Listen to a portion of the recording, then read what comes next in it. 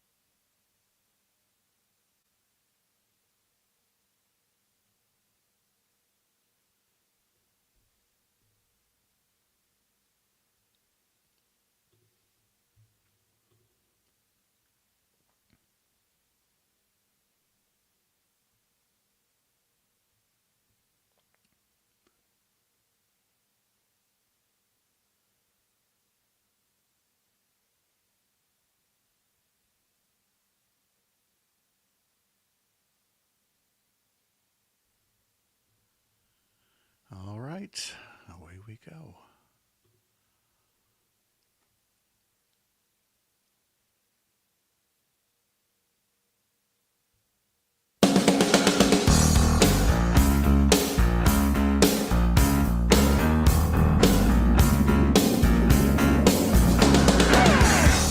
All across Wisconsin from Civic Media, this is Up North News Radio. Now, live from our Lake Wissota studio, here's the founding editor of Up North News, Pat Brightlow. Well, hey there, Wisconsin. Good morning. It's Monday, September 18th, and it's another beautiful day to have you here up north from wherever you're listening across the Civic Media Radio Network. Or if you're joining us on the app or by podcast, social media, we're glad to have you here in the state of Wisconsin, where we will unpack the news in just a bit for you. Here's what's on tap this morning.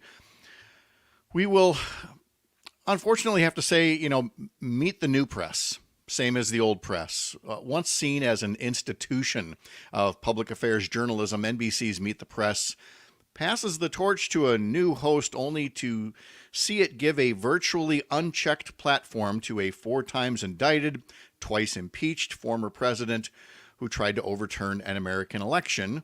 You'd almost never know by watching the interview. We'll also talk about staying on offense to defend democracy. We'll visit with Scot Ross about the need for progressives to rise to the challenge of calling out misinformation and insisting on better coverage that doesn't let assaults on democracy sound like, business as usual in America. It shouldn't. It should never be normalized. We'll talk to Dr. Kristen Lyerly, who has a new editorial column out, giving an update on the resumption of abortion services here in Wisconsin, but how the work to help women have equal health care rights is far from over. And Selena Heller tells us what she's been working on for Up North News, along with Sharita Booker with some of the most clicked, most read, most watched stories on all of the various Up North News platforms out there. Those of you who listen regularly, hope you don't mind the broken record. For those of you who are new here, Up North News is a separate entity from Civic Media and the Civic Media Radio Network. Up North News is owned by Courier Newsroom. We have our own website at upnorthnewswi.com, a daily newsletter, lots of social media posts out there on all the platforms, and then this 2-hour show on the Civic Media Radio Network every weekday morning. Very happy to be a part of it. Very happy to have you join us as well if you like. Our studio line is 844-967-2789. We're here for you these couple of hours every weekday. So is Sam Davison, who's here. And we better get to the bottom of things first here. On Friday, it was Sam's first day flying solo because Aaron said he was going bear hunting.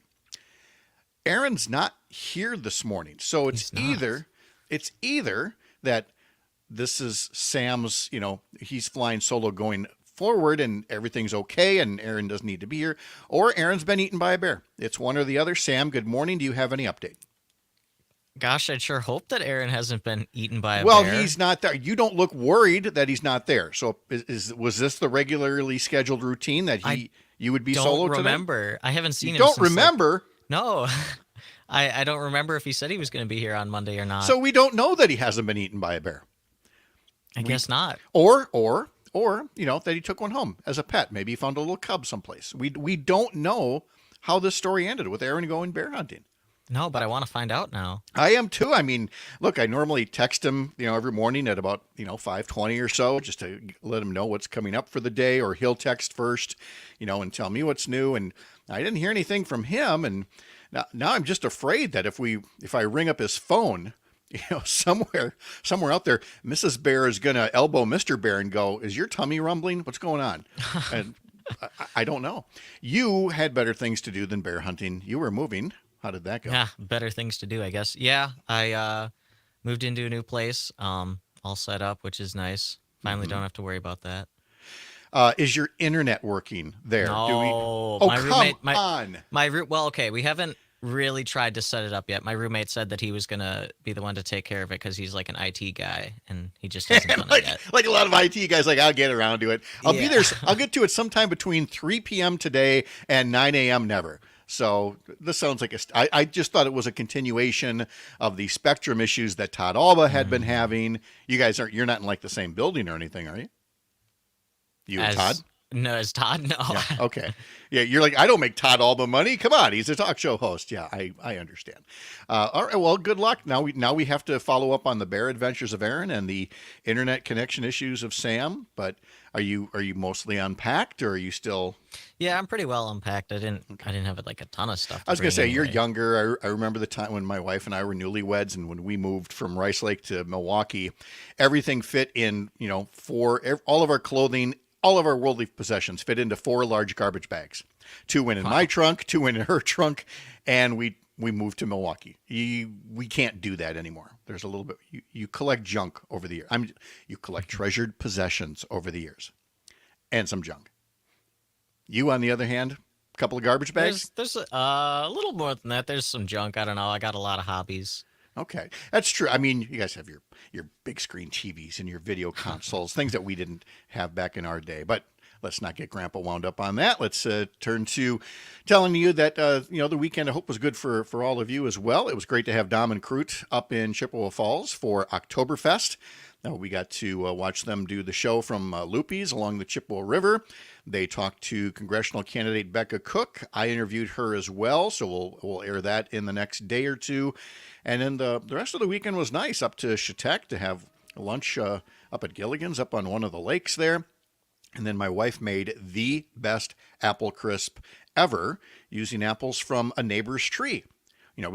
Like any neighbor with apples or zucchini or everything else, we're like, here, have all you want. So we had all these apples, no idea if we were going to use them or not. And boy, did Sherry put them to work in the best possible way with lots of cinnamon and sugar and whipped cream. And good stuff right there. Hey, wherever you're listening from up north, wherever your nearest apple tree is, we're pleased to have you here. We will unpack the news right after this. I'm Pat Rightlow. This is Up North News Radio for a Monday.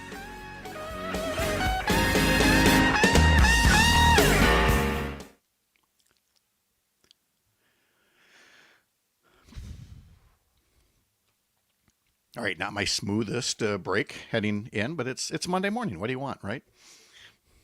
I'm still taking coffee in.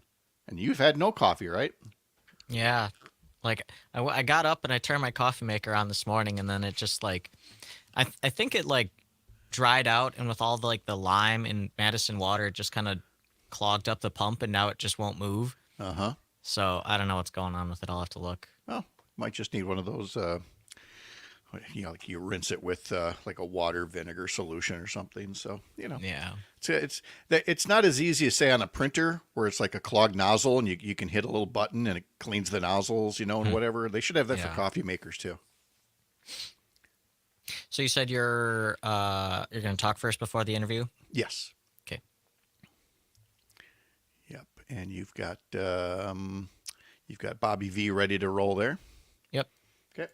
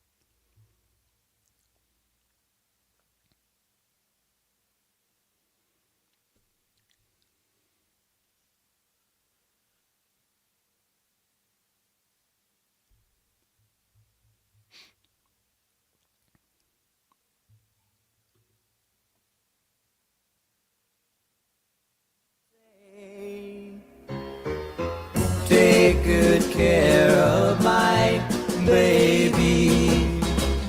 Please don't ever make her blue. The number one song this day in 1961 was by Bobby V. The song was written by the songwriting powerhouse duo Carole King and Jerry Goffin, and it stayed number one for 3 weeks after hitting the top on September 18th, 1961. 6 a.m. temps are in from around Wisconsin. It is 51 degrees up here on Lake Wissota, and a very pleasant 51 with almost no wind. Madison reporting 46, 46 in Waukesha as well. La Crosse at 50 degrees. Wausau 45. Wisconsin Rapids 45, Green Bay 45. I note a pattern here. And Amory, folks listening to us on Lake Air Radio, 50 degrees for you right now.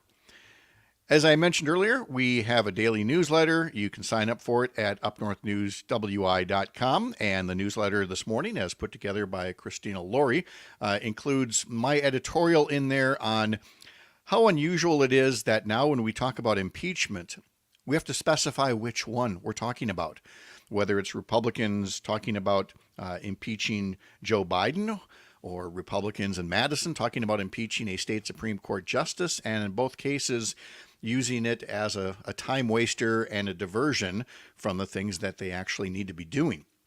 Also in the newsletter, Christina has a story about a different type of vending machine that you're finding in schools these days. Are you one of those who like me, just could not read enough? You could not get enough books. There's always the kids like that. And now there's these vending machines where for good behavior or, good scores or what have you, kids can earn tokens, and those tokens can be used in the vending machine to add to their book collection. A pretty nice little development there. And again, you can read about that in our newsletter. Sign up for it at UpNorthNewsWI.com, where we also have T-shirts and tote bags to give you, or sell to you, I should say. Some of them Wisconsin themed, some of them featuring the mugshot of a Florida man who got into trouble with the law and is still awaiting justice, I guess would be a pleasant way of putting it. Again, you can catch all that at UpNorthNewsWI.com. Well, the Packers lost in Atlanta 25-24. The Packers are now 1-1 on the season. They squandered a 24-12 lead. They did get 3 more touchdown passes from Jordan Love, who now has 6 on the season already. Love went to his second-round pick, Jaden Reed, for touchdowns of 9 and 10 yards. And Love also went to Dontavian Wicks on a 32-yard touchdown, so that all these rookies were getting some of their first touchdowns as a pro. The Packers were playing without Aaron Jones and Christian Watson, the real powerhouse of their offense, both down with hamstring injuries. David Bakhtiari didn't dress either, and then the Packers lost another offensive starter when left guard Elgin Jenkins went down in the first half with a knee injury. So things might get a little bumpy here for the Packers, but as has been said before, this season just has a low pressure feel to it. I mean, yeah, it wasn't great that they didn't win, but they had some highlights. They also have some rookies who are going to have some growing pains. But it was just kind of nice not to have that expectation that you have to go 16, 17-0 or else you're doing something wrong. The Badgers did all right after the first half. They were very shaky in the first half, and then things came back together nicely in the second half. Tanner Mordecai ran for 2 touchdowns. Braylon Allen added 2 more. And the Wisconsin defense forced 6 turnovers on Georgia Southern, including 5 interceptions. And so the Badgers beat Georgia Southern 35-14 on Saturday. Wisconsin will open Big Ten conference play against Purdue, but keep this in mind. The Badgers-Purdue football game in Purdue is this Friday night. So it's Friday night football for the Badger football team, and you can hear that game on the Civic Media app. It's time now for our weekly check on some of the stories that we cover on Up North News social media that you are reading, clicking on, liking, sharing, watching, all of the things that you do on social media. And it's all because Sharita Booker puts those items on there. Sharita, how are you? Good, Pat. How are you? Good, thanks. Hey, we have such a wide range of stories that go on our social media feeds that, you look at the numbers, and some people are, they're okay with, they share a lot, some they don't. The ones that really get their attention sometimes are the weird. It's not all food and sports here. And Wisconsin has some weird history. Tell us about this new video series. Yeah, so the new video series is called Unearthed Stories. So the first one talks about the history of the Hodag. So the history of the Hodag is this mythical creature in Rhinelander, and he was spotted by locals. It was in a local newspaper. People were all terrified of this hodag that had red eyes. I believe it was like a mixture of a dragon and some other animals. It turns out it was just a prank by a man named Eugene Shepard. So the hodag is now Rylander's mascot. It's just so funny how one thing can catch on. Some things don't catch on, like stop trying to make fetch happen, Mean Girls. Right. But you bring up the hodag here, or the jackalope, in the Black Hills of South Dakota. And it's funny, the things that stick, the hodag has now. It's ubiquitous with Rhinelander, with so many things named after it. And so, yeah, as part of this video series, you'll see how it all got started. And I'm sure plenty more weird stories to come from our unusual history. Our next item is actually rather historic as well, as we make the transition back to food, because again, food seems to be among our more popular posts. And, it's not a big thing now, but it used to be a really big deal in Wisconsin, whether you served butter or margarine. What's this one about? Wisconsin banned the sale of margarine from 1985 to 1967, and it still remains illegal for a restaurant to serve margarine as a butter substitute unless the customer requests it. And it's done so to protect our dairy farmers. So that post had like over 500 likes on Instagram. And Jesse Needles commented, "My mom talks about how my grandpa would drive across the bridge to Duluth specifically to buy yellow margarine." And a Cruick said, "My dad told me the oleo police would go door to door checking kitchens for the illegal spread. We all know that everything's better with butter, not margarine." It was, and again, it went for a long time, 1895 to 1967. And it was, it was quite a debate. And the people who wanted margarine, it was almost clandestine. It wasn't quite to the level of moonshine, but it was a much bigger deal, than now, where there's just so many things, so many different spreads. But back then it was a real hot button issue. All right, let's move on to something that is not so contentious, but frankly, I think a lot of people would find hard to believe that, we're used to seeing apple orchards, and we'll talk to Christina Laurie tomorrow about cranberries and all the usual things. But Sharita, peaches? Peaches. So surprisingly, people don't know that Wisconsin has a good climate for peaches, for peach trees. So we have a picture from Walt Matcham from Chippewa Falls, who has a thriving peach tree in his yard. His peach tree is also a contender peach tree, so it's known to withstand our harsh winters here in Wisconsin. We had about 250 likes on that post. Other people showing that their peach trees were also thriving in their backyards. Janice Meyer said, "I canned my peaches a couple weeks ago." So I'm sure that's going to be pretty yummy here for the fall. I would not be surprised if people at first wondered if this was another hodag thing. It's like, is this a hoax? You growing peaches in Wisconsin? But you look through the comment sections and all kinds of people saying, "Yep, I got a peach tree. Yep, I got a peach tree." So sure enough, they are there, and we'll see if this inspires other people to put some in. When we did a home remodel a couple of years back, we put in two baby plum trees in the yard. And it's going to take a while till they're large enough, until the fruit is something that you can eat. But one of my aunts had a peach tree in her backyard in St. Paul, and it was so great to climb a tree and be able to eat things right off of there. Would you do that? Would you do a peach tree or a plum tree or something like that if you could? Absolutely. I love plums, so I would do that. And one of my good friends has a pear tree. She bought a house that already had one, so she just picks them in her backyard. I'm like, I didn't know we grew those here either.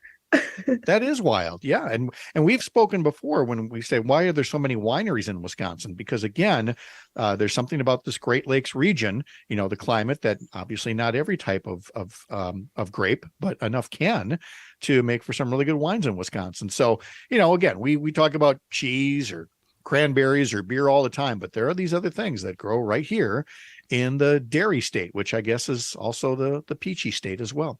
Sharita Booker puts all of this and more on all of our social media feeds across, Twitter and Facebook and TikTok and you name it. And Sharita, it's a long day, and thanks for taking a couple of minutes to talk to us about some popular posts. Talk to you later. Bye, Pat.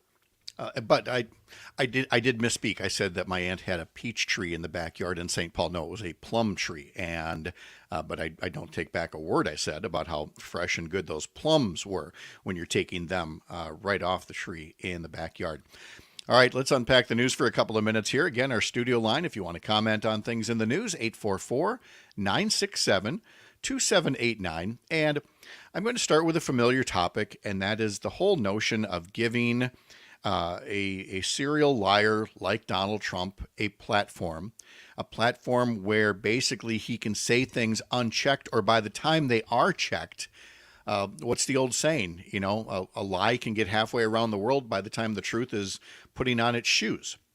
And that's what happened again with Kristen Welker, who, is a respected reporter for NBC News and is the new host of Meet the Press, and had the quote unquote get of booking Donald Trump for the first show. And it filled up most of the hour. It was pre-taped. There were occasional fact checks in there, but not the same as putting the facts right in his face and, again, making him confront the truth, as opposed to saying things once the tape is done or referring your viewers to a website saying, well, we have fact checked the whole thing. Go over here and see it. Who's going to do that? We do live in a multi-platform society. I get that. But if you're doing a TV interview with somebody with Donald Trump's record, you have to be ready, and you have to be ready to interrupt frequently, because you know his style. It is to talk over questions and to, try to make a point that is not even related to the question. When he talks about how, Democrats want to be able to kill a baby after birth, and Welker says Democrats don't want to do that. Well, that's not enough, as we've talked to with Kristen Lyerly plenty of times, of what are the reasons for late-term abortions, and get him to either acknowledge that or confront him with it. There's the other time when Welker was asking about the 4 indictments, and Biden talks right over the top of her, saying, I'm facing 4 Biden indictments. He told the Justice Department to indict him. And of course, that's not true. There's nothing in there that is, and she can ask for any proof, but he doesn't have any. He continues to insist falsely that the 2020 election was rigged, or that he was the one who chose to believe it was rigged, which I thought was an interesting turn of a phrase there as well. So again, we're hoping for better from Kristen Welker as we move into the future with her as host of Meet the Press. Back with Kristen Lyerly after this. You're Up North.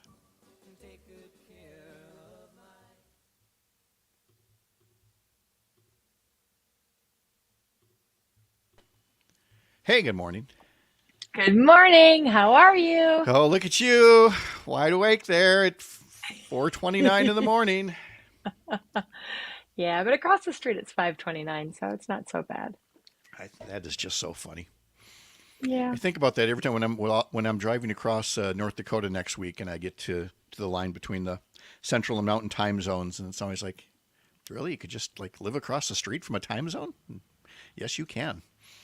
Yeah.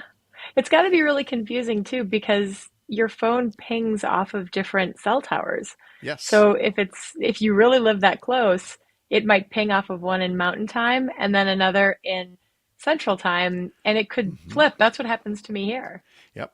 And depending on when your phone hits a tower, your phone or your car, it may or may not give you the right time, depending on where you're sitting.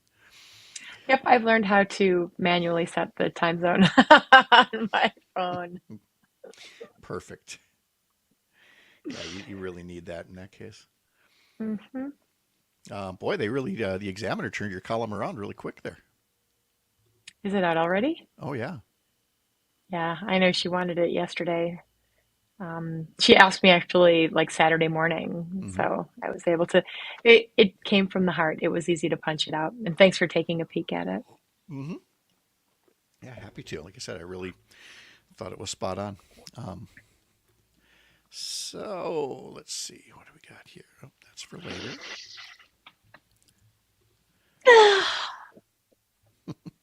Monday. Ah.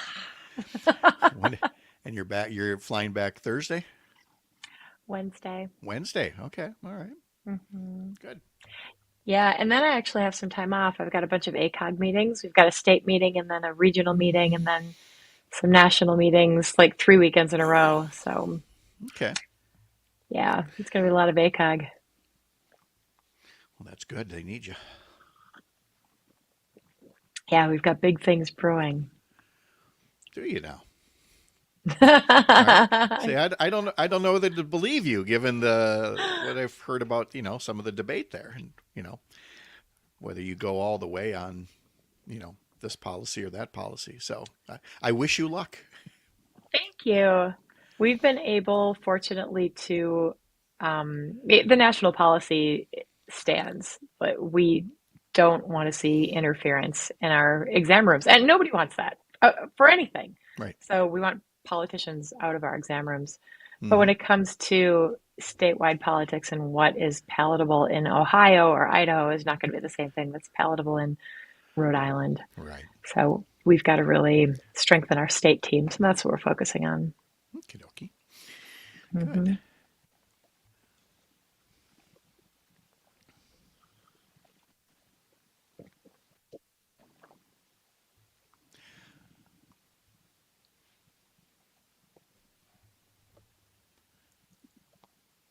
It was funny that you was it? Yeah, you were saying that you were aware that Scott was on this morning. That would be an interesting dynamic. Scott, anything you want to tell Kristen this morning?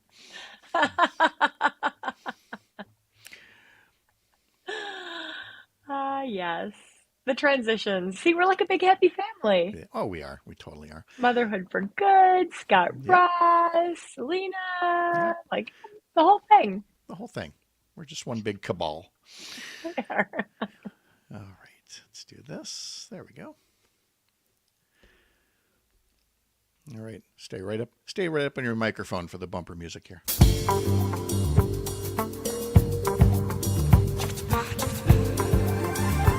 Come on, give it to us. Come on, Kristen. There you go. Figure nobody can introduce a yacht rock song quite like Dr. Kristen Lyerly, who joins us from the desert Southwest one more time. How are you? I'm good. All It's right. early. It's really, well, it is and it isn't. It's kind of like Schrodinger's time zones, It is You claim that it's 4:30 where you are, but what time is it across the street? 5:30. It's 5:30. So, it's you can choose your time zone apparently in some of these places. Yeah, Arizona. They're always so funny with their time zones. Well, obviously, the best place to have a time zone line, is in a sparsely populated area. We cross this line and we'll cross it again next week in North Dakota on our way out west. And you don't see a lot of folks around there, but I think it's just funny that you can be across the street and it can be a different time altogether. But hey, as long as the trains run on time, which was the whole reason for setting up consistent time zones, I guess it works out. Are you guys done with 100 degrees every day down there? No, Phoenix actually is still seeing 100 degrees. It was 90 here in northern Arizona yesterday. Oosh, okay. Well, I mean, you Yeah. get to enjoy a little bit more summer than the rest of us, I guess. I'm not complaining. I'm a warm weather kind of gal. Like, I love Wisconsin. I lived in Wisconsin most of my life, but I do like the sunshine. But being down there, you also didn't get to watch the Packer game. But Oh, I you was found a so friend. frustrated. I did. I found a friend. I turned on the Fox affiliate and I had looked at the broadcast map, and Arizona was this funny green color. So I didn't really know what I was going to see. It was some infomercial for some chronic pain thing. I'm like, really? The Packers are on.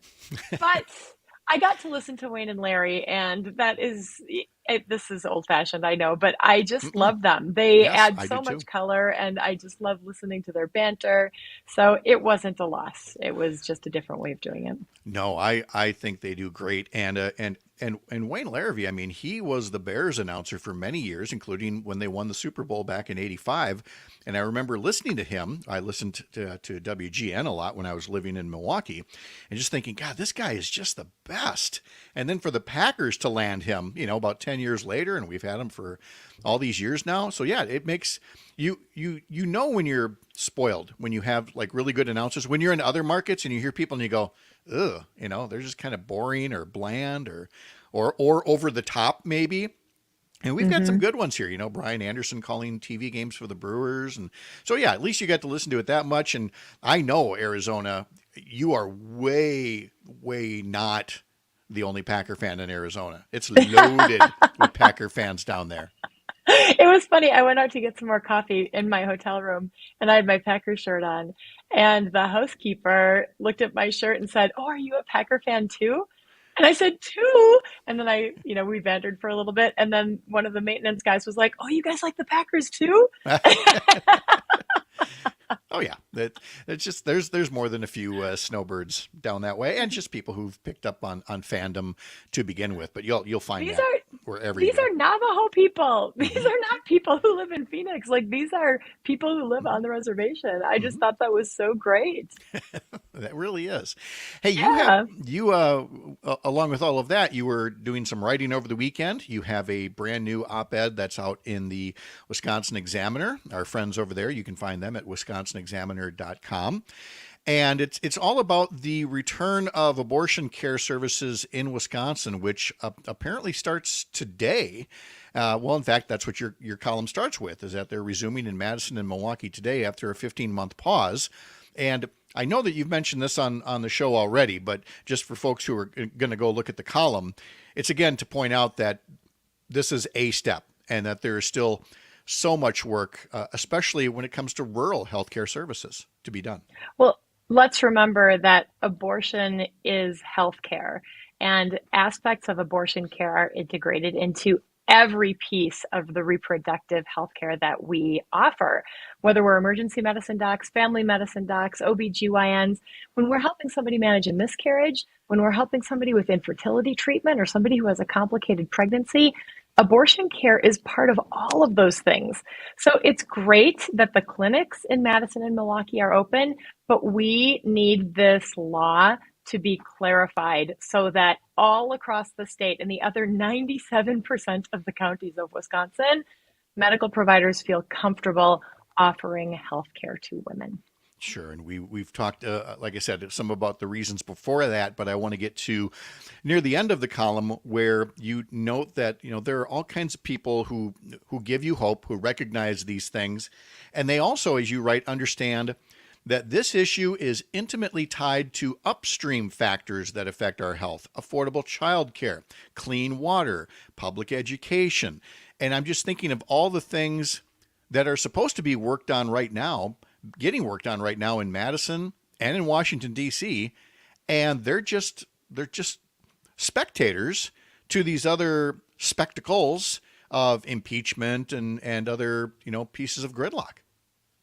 Even worse, they say that they're engaging on things like childcare, but the legislation that they're putting forth is veneer. There's nothing there. When you look at Fair Maps, it's all about, this is the Iowa plan. This is the thing that you always wanted. But when you look at the details, it's absolutely not what we wanted. It's trickery. It is, and yet they are sticking to their guns on this. To look at social media posts over the weekend from, people like Speaker Voss, from Assembly Republican leader Tyler August, from Dewey Strobel and others. I mean, the chest thumping going on that, oh, we're the reformers and giving Democrats what they want, and now they're turning their backs. And, look, if anybody who's reading these posts can scroll down and see how many people are calling them out for being, less than truthful, as we say. But, their public statements are still out there being repeated by others. And that's concerning to me, that people are not understanding that they're not working on these real world problems of families and actually, proposing reform that either falls short or isn't reform at all. It's so painful. But it's effective, and that's why they keep doing it. And that's why it's so important for us to have these conversations about what actually does this mean. And for you, our listeners, to have these conversations with each other and to be curious and ask questions and to look beneath the headline and figure out what actually does this mean. And I have to say, every time Robin Voss says something, I just wonder what is the true meaning of what he says, because I don't trust anything that comes out of that man's mouth. He just lies constantly. But that's again the whole basis. When you're watching again, like the Trump interview on Meet the Press yesterday, that it's no longer about answering a question truthfully. It's the question is nothing more than an excuse to start speaking and saying whatever you want about whatever issue, fact-based or not. And it's a shame that that is where our politics have gone, but that is where it is. And so people say, well, are you feeding into the cynicism? No. Correcting misinformation is not feeding into the cynicism. The cynicism is not being truthful in the first place. And the more conversations that we have with each other, and the more we allow each other to hear what's happening, to actually, listen to each other, the more we are going to come together and understand this. So then you wrap things up by noting that voters are aware of these other issues that are tied to their health care, that abortion care is not something that is, isolated, doesn't stand alone. It is tied to all kinds of other factors. And that people know this. They know this in the suburbs. They know this in rural areas. They know this in cities, and they vote. And that's the thing they do better than almost any place else in the country, is they show up on election day. They do. And don't forget, 1 in 4 women in this country will have an abortion in her lifetime. This is not a small number of people. And these people have other people in their lives who are on this journey with them. So there are lots of people who aren't talking about their abortions, and they're not talking about their experiences, but you bet they're going to vote on them. Mm-hmm. I was going to ask about gas prices down there, switching over here, because we've had another big increase in gas prices lately. And I haven't seen yet, but I'm waiting for the stickers to come back on the gas pumps that show, President Biden pointing, and then the little thing down below says, I did that. And I'm waiting because I'm hoping, again, I'm not encouraging vandalism or defacing of private property, but I'm hoping somebody's got a pack of stickers ready to go to paste over that, because let's be clear, this is a Trump tax. This is Saudi Arabia trying to help out Trump, jacking up prices yet again. Isn't it something how they always seem to jack up oil prices at a time when it would be politically expedient in the United States, for that to happen? And Mike Lukovich has a brilliant cartoon that I think should be turned into a sticker and put every place. And it shows a Saudi sheik at one of those ring the bell games, with the giant hammer. And as the thing would go up the board, it would be the price of gas, $3 gas, $4 gas, $5 gas, $6 gas. And then the bell up there says Trump 2024, because we know who they're for. But, we're hitting 379 plus up here. I know it's got to be, I'm thinking it's higher in Arizona. I haven't purchased gas. I haven't actually really looked. Sure, you've been the last couple of rental days. or you've been getting rides and things. I should have known better than to ask. But you also do so much driving across the state when you've been driving to Minnesota and places like that. So I mean, we're all very aware of of the gas price more than perhaps anything else. And I think it's just very important to note that this is not, the price of gas is only partially set by economic factors. There's a lot of political factors that go into this, whether it's from, OPEC countries or the oil companies themselves. Yeah, it's just not as simple as it seems, is it? Ever? No, it is not. Like Mary notes, she says, she writes on Facebook here, I swear Trump has friends jacking up prices on purpose. Yeah, that's my point entirely, is that is what's happening. We've been thinking about and talking about, who's going to run for what, where. I know you're certainly weighing your own 2024 options, but I have to note a story that came out about a potential opponent to Tammy Baldwin. and that would be former Milwaukee County Sheriff and circus clown David Clark, and how the National Republican Senatorial Committee has really put a lot of distance between themselves and him. And he has been speaking out about that and essentially calling out his own Republican Party for what we already know is true. They love self-funded candidates. And since David Clark says all the MAGA talking points, but he's not made of money, they're not embracing his possibility to be a candidate against Tammy Baldwin. It's just so weird, Kristen, to be dealing with a party that is so blatant about looking just for rich people to run for office. Yeah. But when you look at, Tim Michaels, we see it so often in Wisconsin.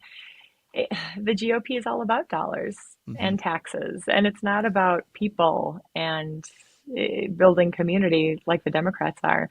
Yeah, this is not surprising. Tammy's gonna, whoever ends up running against Tammy, that's gonna be a tough race for them because she does the job and she does it for the people, and the people get it. Well, and that's why you have Republicans. A lot of the chatter right now is about Eric Hovde, a real estate executive who says he's weighing a bid, and both his comments and the comments of some other prospective candidates around the country, you hear their remarks, and it's clear they're in it either because they've been recruited, for their wealth, or they're potentially recruiting themselves for their wealth. And you just got to wonder, do none of them look at Ron Johnson and go, now here's a guy who, again, blatantly from day one, he said he was watching Fox News and somebody said, would somebody with money please run against Russ Feingold? And he decided it would be him. Does anybody else want that same reputation of, well, you got a lot of money, but not much else going on? That's not who we are. It's not who we're supposed to be. That's for sure. And again, people say, but wait, he's been elected 3 times. Yeah, all the time being wildly unpopular and with lots of help from outside political groups. And that's the thing that people need to keep in mind, that, again, the money is frustrating, but the only way to overcome that money is to not sit home on election day. You're going to hear that a lot from us over the next 13 and a half months. That's for sure. Oh, yeah. We are going to have today's music break and history lessons. Selena Heller is going to join us as well. So stick around, more after this on Up North News Radio.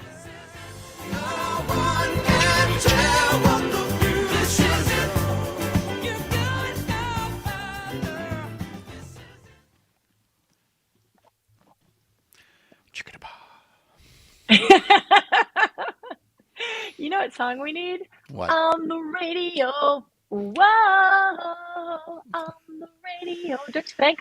Little Donna Summer. That'll get us going on Monday. I guess we know what's coming up here before too long. Yeah. Good morning. Good morning. We appear to have Whiskers handy. Yes. We Yes, do. All right. he's always here. Yeah, always. Hey, Pat. Yes. For the WKRP theme, do you want that like in when the music actually starts or right at the beginning? Right at the beginning. Okay. Yep. That's our welcome in. Aww. That's our walk up. Yep. And you are our Johnny Fever. I like to think There's an more of eye an roll. Andy Travis, but it's Or a Les Nessman. yeah. And look, I've got Jennifer and Bailey right here. Who's who? Just gonna leave that up to you. That's nothing. I don't need to get myself in trouble. I'll flip you for it, Selena. Okay. Let's see. I don't have anything to flip. There you do. You got a cat right there. Flip the cat. He probably would be fine with it. I just think it was funny that it wasn't until years after the show was off that it came out that Lonnie Anderson and Gary Sandy, the Andy Travis character, that they were cavorting around, for years, during that show, and it was just like, oh, really? Because I think that's right before or right after she got married to Burt Reynolds, right? Oh, I was a little young for that, so I missed okay. a lot of those All layers. All right, never mind. Here we go, 10 seconds.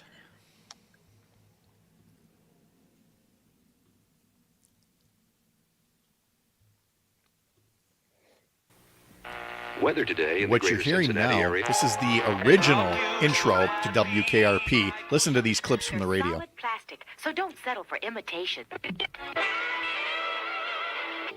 But the senator, while insisting he was not intoxicated, could not explain his nudity.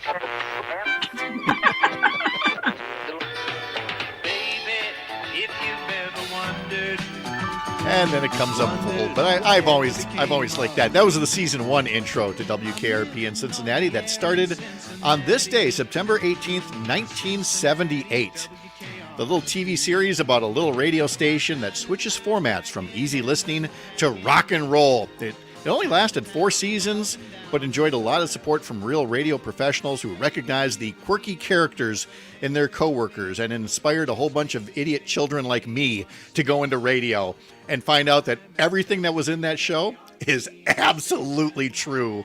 You have every potential character that's in there, and Selena can vouch that TV is exactly the same way. Good morning, Selena Haller. Good morning. Yes, I think they both are.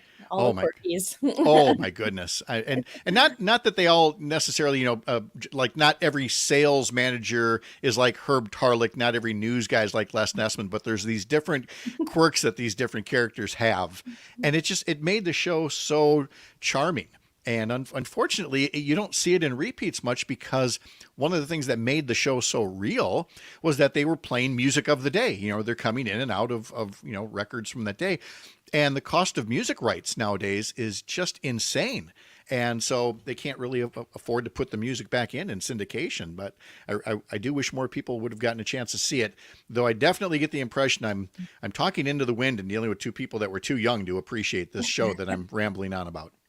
I loved it. I watched it, although I was only 8. Cut me Yeah, deep. I think I watched, later Mm-hmm. a little bit that I remember. It's all right. Now I've lost my train of thought. I'm just going to go back to reading what's going on in this day in history. Tiffany and Company was founded this day in 1837. It was founded by Charles Louis Tiffany. The store was originally referred to as a stationery and fancy goods emporium. I think fancy goods is putting it lightly now when you think of Tiffany, right?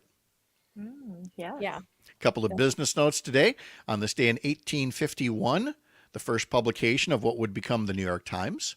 And in 1927, CBS went on the air for the first time. Let's get to birthdays here. Frankie Avalon is 83. And I was going to play one of those songs from back in the 50s and 60s. But no, let's go with this. Beauty school dropout. No graduation day. Yep, here's a classic from Greece from Frankie Avalon. Missed your midterms and flunk On shampoo. Let's see. Any of you who are fans of Ted Lasso would like to know that Oh, yes. Jason Sudeikis' birthday is today. He's 48. Actress Aisha Tyler, who I most frequently see now hosting Whose Line Is It Anyway? But she was on several different shows over the years. She's 53 today. And not that I want to publicize this guy at all, but Alabama senator, former football coach, and current gummer upper of the works of the U.S. military, Tommy Tuberville, is 69 years old today. Let's not forget to mention person who said untrue things about his family history in the military. Yes. Congenital liar, Tommy Tuberville, 69 years old today. Boy, if you were too young for WKRP in Cincinnati, then you're probably too young for a singer from about that same era named Michael Franks, who turned 79. Oh, today's your birthday, and I did not buy no rose. But not I feeling it. wrote this song instead, and I call it Popsicle Toes. I love Popsicle Toes. Popsicle Toes was, Popsicle Toes. shall we say, if I were to go on and play the rest of the song, rather racy for its time, talking about how cold your toes are. He had a few others like Your Secret's Safe with Me. And anyway, very smooth tunes of Michael Franks, who's 79 today. We mentioned Bobby V, Take Good Care of My Baby, hit number 1 this day in 1961. And then one more case of the group, you don't know who's singing it. You've heard of the Human League. You probably haven't heard of Joanne Catherall, who turns 61 years old today.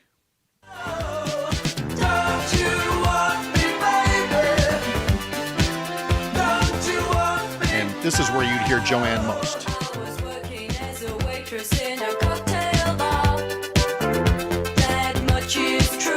It was kind of... Yes? They had awesome makeup. Yes. For the 80s, yes, without a doubt they did.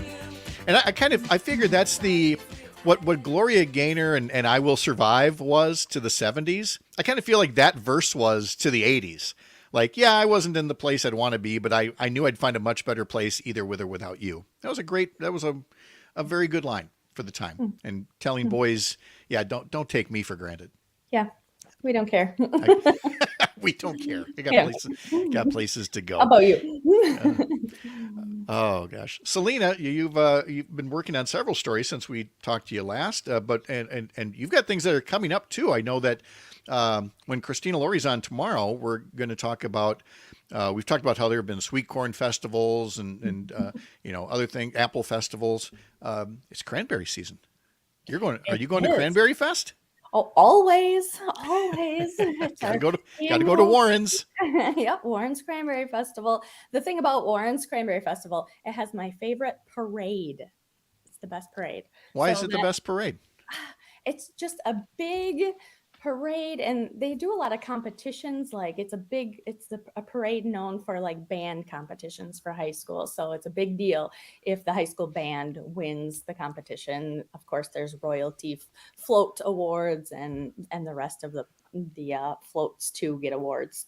So like King Cranberry or something, or no, I don't think there's King Cranberry. Okay, well, you said royalty. I didn't know what is the royalty? Is it the princess of cranberries or what? Well, Warren's has a regular pageant for the girls, and they have a cool float. It's really tall, and they have red, and in the winter they have red velvet. It's really pretty. Nice. So they crown the Cran Queen. Yes, the Cran Queen. There you go. Festival Queen. I made that up. I don't know if that's it sounds like it would work for me. Apple. Look, so we know cranberries are a monster export from Wisconsin all around the world, and Celine and I are very familiar with the bogs out in this side of the state. But I don't know if it stretches out to northeast Wisconsin or not, Kristen.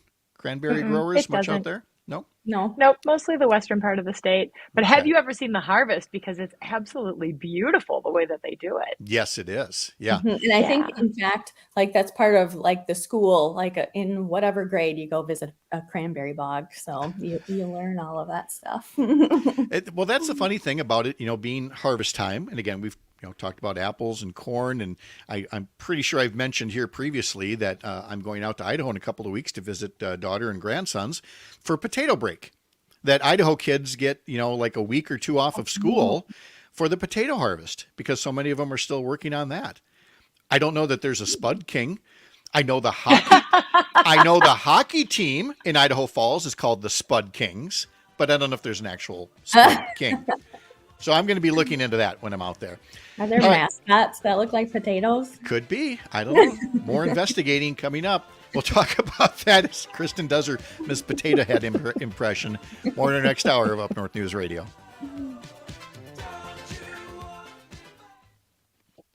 Baby. They have ears. Big lips. I have a whole bin here of potato heads. Mr. Potato Head. Oh, that would have been great. I can bust those out. My kids never were Mr. Potato Head people. Really? Well, we never had it because I thought the parts would be like too small, like, a choking hazard or something. So. Well, we have all Disney. We found this lady who went to Disney and got all these. I mean, we have Tinkerbell parts, every character you can imagine. And she sold them and we have them. And they're the coolest. Nice. All right, Selena, you sent me a note very late last night again. I know you're going to say that. Yes, you did. Okay. Here we go. I went to bed early, and it was one of those where you wake up and you go, oh, I hope it's not time to wake up yet. I feel like it's time to wake up, but I don't want to wake up. And I looked at it, it was 10:30. I was just like, nope. Not time. Good. It wasn't time to wake up. It was so not time to wake up. Usually it's like, oh, yes, it's time to wake up. Hey, Pat. Hey, what? you don't have any songs in for For 7:15, yeah. all the second hour. Yeah, 7:30 is going to be Scot Ross. I was going to ask him what he'd like to hear. And Okay. then 7:50 for Terry Bell. Aaron typically plays, he knows that Terry likes the old 97s, That's it. but he's been playing the same clip each time. So if you want to find something else from the old 97s, that would be nice. Okay. So we're going to do Scot Ross on the fly, and then I wasn't sure what to play for these two nice ladies at 7:15. I was either going to go back to the, although now we know, thanks to Kristen, it's going to be Donna Summer and On the Radio. So if you could cue that up to the chorus, or do you want me to go get it I for can you? go look for it. Okay. Yeah. All right. Sam is like, Donna, who? No, I know like 2 songs from Donna Summer. Bad girls. Talking about Toot, toot. bad girls. Beep, beep. Toot, toot. Beep, beep. You know, when Donna Summer died, she had like a chronic lung disease that she attributed to having been in New York on 9/11 and afterwards. Mm. Could be. I was shocked by that. Bell left. All right, Like, he's I'm out. finally gone. Let's do something. We're taking Hey, over. Secret Show listeners, Selena and Kristen are taking over. This could turn a lot.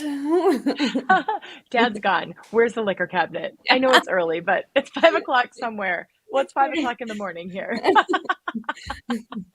Behind me.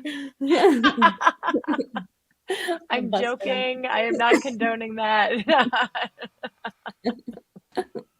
Just pretend. Just a little tease for Uncle Pat. What should we talk about? The hard thing is that Pat pretty much will talk about anything, so it's not I like was just we thinking the have same. to keep some secrets, you know? Yeah. He'll just go along. Mhm. Oh, shh. Oh, never mind. It's back. Quiet, Holy quiet. cow, you guys. Go all the way to the kitchen, and from way on the other end of the kitchen, I'm hearing, wah, coming out of my headphones. You weren't supposed to hear anything. I didn't hear anything. All I heard, because it was just through my headphones, not my speaker. So I just hear, wah. Oh, you guys.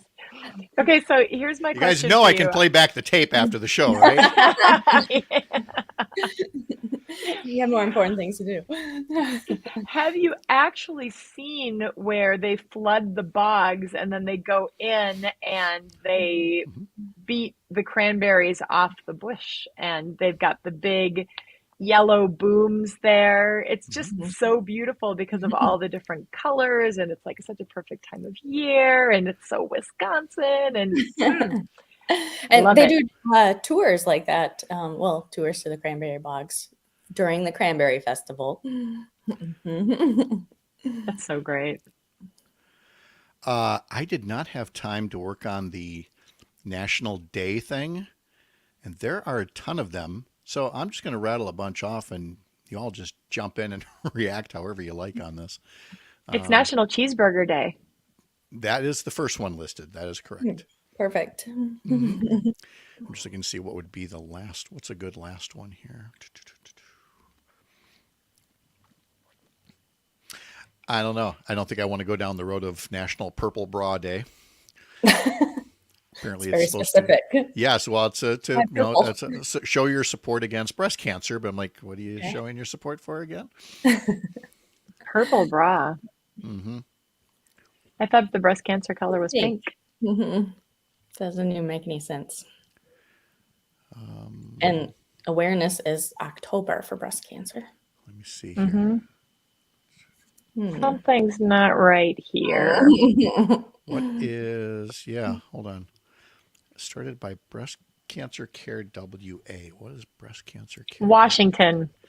I bet it's out because University of Washington's colors are purple and white, aren't they? I bet it has something to do with No, Washington. nope.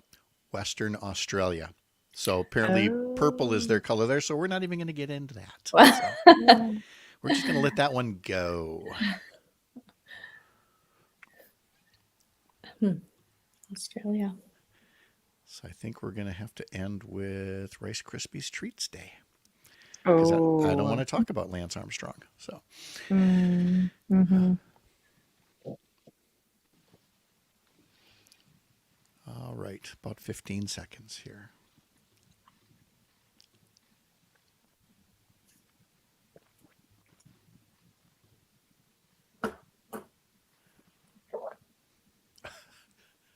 Annette, maybe it's identifying as pink. Come on, Annette.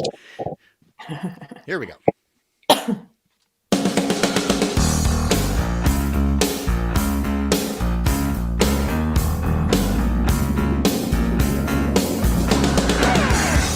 All across Wisconsin from Civic Media, this is Up North News Radio. Now, live from our Lake Minnesota studio, here's the founding editor of Up North News, Pat Brightlow. Welcome back to Up North News Radio. It's a Monday, September 18th, 2023, National Cheeseburger Day, and a few other things. But before I list them off, let me mention that with us still, Dr. Kristen Lyerly and Selena Heller from Up North News. And we're going to talk more about stories that Selena's been working on. And then coming up at the bottom of the hour, we'll talk to Scot Ross about media coverage and politics. But Kristen, you were already aware that this is National Cheeseburger Day? Is it weird that I'm hungry for a cheeseburger right now? No, not at all. No, to me, it's like all things. I can have a breakfast sandwich like any time of day. So could I have you couldn't do it? No, I could. No, because I worked overnight. So I had anything, any time of the day, weird stuff. People are like, what are you doing? I'm like, yeah, I'll make them. Okay. But it does beg the question, where will you get your favorite cheeseburger tonight? Oh, you know, I had a dinner plan in mind, but I might have to substitute that for the Amber Inn in Eau Claire, maker of the best cheeseburger in the world. Best. Just the best. Amber Inn, Eau Claire. Although Courtney House in Eau Claire is right up there too. I was gonna say Courtney House. Mm-hmm. Kristen, where are the well-known local burger joints of the Green Bay area? You know, I'm going to be really honest. I'm not a giant cheeseburger eater. Oh, okay. All right. And yet you're the one who knew it was cheeseburger day, which I'll go to Culver's and have a cheeseburger any day. That's like, that's a standard. But today I think I'm going to run across the street and go to Sonic and get one there. How is Sonic? I don't know if I've ever had a Sonic burger. It's not a lot of options up here. Yeah, that's true. You get what you get. All right, what do you think of this? Because I'm sure this is supposed to stir up some like romantic feelings when I tell you that this is also National First Love Day, and to remember your first love. But I also think it's kind of like, oh yeah, and that's why I'm not with him anymore. Not with her anymore. It was a nice first love, but there's a reason it's not also my last love, if you know what I'm saying. Love, first love. Come on, Pat. And then some time passes and you go, oh, yeah, I do have fond memories of that person, knowing full well they don't of you. It's national... It's national. Well, this is tied, I hope, and not a good... This is Locate an Old Friend Day. Ooh. Or National Stalking Day, as your first love might call it, if you suddenly reach out to that person. It all fits together. Haven't heard from you in 10 years. I know, but it's National Locate an Old Friend Day. That's what it is. Today is International Equal Pay Day to help continue to close the gender gap in pay. There you go. It's National Read an Ebook Day. That seems like a bit of a stretch. And it's U.S. Air Force Day. And it is Rice Krispies Treats Day. Where are we on Rice Krispies Treats? To me, it's like if it doesn't have like the like a special K bar with the chocolate on top. Scotcheroos are kind of Trump special or Rice Krispie treats, but Rice Krispie. Wait, you're saying Trump is a fan of one of these? Scotcheroos are better than Rice Krispie treats. Oh, okay. I trump them. I see. It just stinks that we can't use that word the way that we used to, right? So what is the difference then? I have to ask between a Scotcheroo and a Special K bar, which is what I hear them referred to quite often. Same. They're the same thing. Yeah. Okay. All right. Either way. Do Special K bars have Special K in them? Yes, the cereal Well, instead of then- Rice Oh, Krispies. Scotcheroos don't. No, so they're still Rice Krispies, but people still call those Special K bars even with Rice Krispies. And here's the thing: doesn't make any sense. You can find something for anything on the interwebs. The Mankato, Minnesota Free Press has a bar brawl, Special K versus Scotcheroos. Oh, Face off over who likes the one more than the other. It's a very serious picture of people holding them up with like little, not boxing gloves, but little finger gloves, like they're about to have a fight about this. And yeah, put me in team Special K, which if that's really? so, a Scotcheroo is a Rice Krispie bar with the chocolate over the top. Is that what we're trying to say here?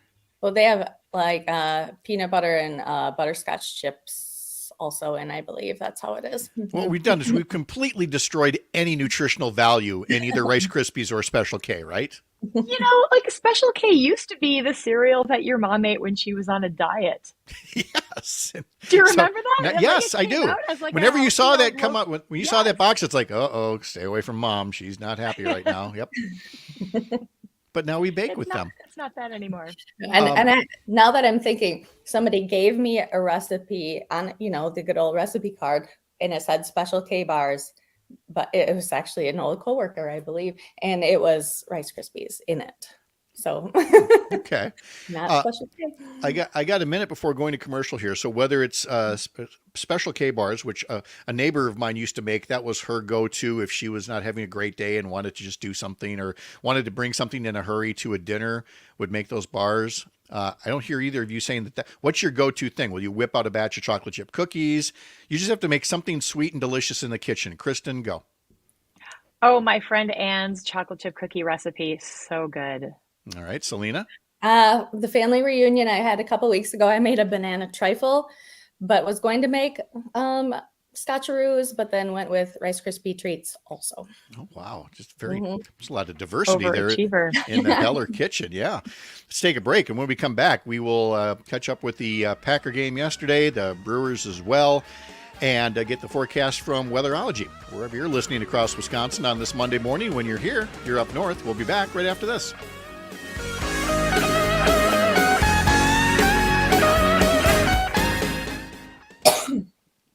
I am seriously starving right now. You guys are killing me with this conversation. When you've been traveling like this, what do you tend to keep handy in the hotel room? I usually eat in the hotel room because otherwise it's just too much, much many dollars and not healthy food. So I've got some yogurt for breakfast this morning with some blackberries and a little granola. But it's not a cheeseburger and it's not a Scotcheroo. Yeah. Do you pick hotels with little continental breakfasts? Where I stay, there aren't a lot of options because I'm in pretty rural areas. So in Arizona, what I do is as I'm driving up here, it's a 3.5-hour drive from Phoenix up to Tuba City where I am. So I'll usually stop in Flagstaff and get some groceries. And then it's a little bit of a game because you don't want to overbuy, but you don't want to underbuy. Yes. So, it's tricky to get it just right. Mm-hmm. Yeah, you don't want a ton left over. Because I can't take it back. Like if I'm in Minnesota, I can just throw it in the car and take it back. But Right. here I'm flying. So it is a game. Oh, let's see. Did I copy the sports in? No, I did not. But now I'm thinking too about cheeseburgers, and there's Al's in Green Bay. That is like a classic cheeseburger spot. It's one of those dive hamburger places. Recommended. Okay.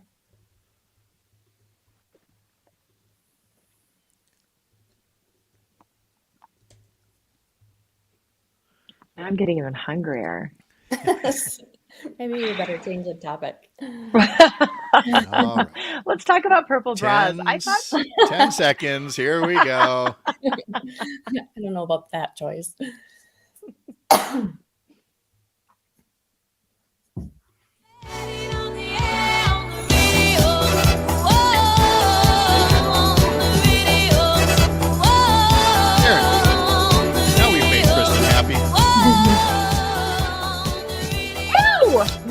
Yay! Yeah. Kristen and Selena are here on the radio. We're going to be talking about the stories that Selena's been working on. We know one she will be doing because we talked a bit about the Warren's Cranberry Fest, and but she's had a few things over at UpNorthNewsWI.com that we want to share with you so that you can hopefully see some of the stories that she's done now and will in the few days here. But first, we've got to go to Jennifer Vucicki from Weatherology, who gives us the forecast for the state of Wisconsin for this day, where it's kind of cool, but I would dare say pleasantly cool, because you don't have any kind of like a massive wind chill or anything like that. So let's see what it's going to look like for the rest of the day and to start the week. Jennifer, good morning. Good morning. And yeah, like you said, it's kind of a little on the cooler side here. We saw that cold front that pushed through the area, and right now a high pressure system is in control. It looks like sunshine expected for everyone today. An increase in cloud cover developing in the afternoon hours around Amory and Baldwin, though. Highs in the mid to low 70s from Wisconsin Rapids down to Madison, and for the western half of the state, actually pretty average for this time of the year. In the upper 60s around Wausau, and for the eastern half of the state, a slight chance for rain coming in tonight from Baldwin down to Richland Center and Madison. For Tuesday, it looks like a chance for showers and storms for the southern half of the state tomorrow. Otherwise, partial sunshine expected for central and west central Wisconsin. Highs tomorrow in the mid to low 70s, primarily a little cooler towards Lake Michigan. Wednesday, slight chance for showers and storms for west central Wisconsin down towards Richland Center and over towards Milwaukee. Otherwise, sunny skies expected for everyone else. A little warmer Wednesday as a warm front pushes through. Highs in the upper 70s to low 80s, mostly warmer for southwestern Wisconsin, getting into the mid 80s. For the second half of the work week, Thursday and Friday, it looks like sunny skies for most as high pressure settles in. A few spotty chances for rain around Emery and Baldwin. Otherwise, high temperatures linger around the upper 70s to low 80s. Again, a little warmer into the mid 80s for southwestern Wisconsin. I will take a little midweek warm-up. That sounds like a nice thing to have before we wrap things up for summer entirely. Jennifer, thanks so much. Have a great day. You too. All right, continuing on now with Selena Heller from Up North News. Kristen Lyerly here as well. Scot Ross coming up at the bottom of the hour. Selena, I know one story that we put up a couple days back as you've been doing back-to-school stories, and we've talked about teachers and support staff, but on the sports fields and the courts and places, there's a referee shortage, but it's not entirely just because of demographics, is it? Nope, not at all, actually. So in Wisconsin, the WIAA wants a number of 10,000 referees, and right now they have 6,600 registered officiators. So they're looking for a lot more. And there's a problem across the whole country, not just Wisconsin. The referees are citing unruly adults as the problem. So you can imagine I don't have to imagine. I don't have to imagine. We see it all the time. We certainly at the pro level, but at the youth level. Now, I haven't had kids in youth sports for a while here. I did see a grandson doing Little League, and I saw some vocal parents. They were vocal about their kids. It's more like, Timmy, pay attention. Timmy, look up. But not yelling at the ref. Yeah, but not the barking at the ump or the refereers. And I just, that is such an alien thing to me. Anytime I hear about that, I'm like, who raised you that you think you can get away with that? God, Kristen, please don't tell me that's what you did with your boys. She's been very strangely quiet here, like, oh, I'm one of those parents. Yelling. I'm like the athletic trainer from high school who was a mascot, who just loved sports, who had 4 kids. So we're all boys that ended up not playing any sports. Oh. So you were the jock amongst them. Yes, you were the sports person. I was a lurker. Yep, Bob. So one of the people that I talked to, he's been a referee in basketball and football for more than 20 years. And he said he even had somebody follow him home and he was yelling at him at home. That's just so wrong. I mean, and we talk about road rage and things like that and what makes people snap like this. And I think that's part of why we bring this up, is just to hopefully get the message to some people that there is no world in which this is acceptable. I think that this is a reflection, though, of what's happening in greater society. People are feeling like they have license to be able to go after other people. We're forgetting how to resolve conflict in a peaceable way. We are living out what has been started through, conflict shows on TV, the wrestling shows, the reality shows. I know people are quick to blame politics as well, but I would actually say that again came from more of popular culture, kind of encouraging conflict and, minimizing, the person who, behaves themselves and maybe insists on following the rules, and that person becomes the bad guy now in the world of entertainment.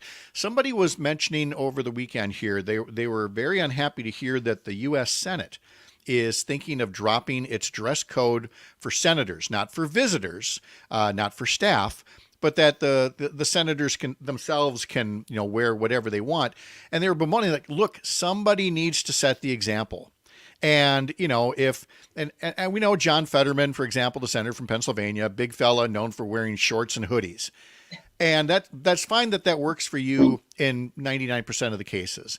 But I feel like, yeah, people are going to go, oh, you geek. But no, I think you've crossed a line if your highest institutions of government are also like, oh, yeah, show up in sweatpants. Again, I feel like we're living the movie Idiocracy, or taking steps closer to it. It's just wrong.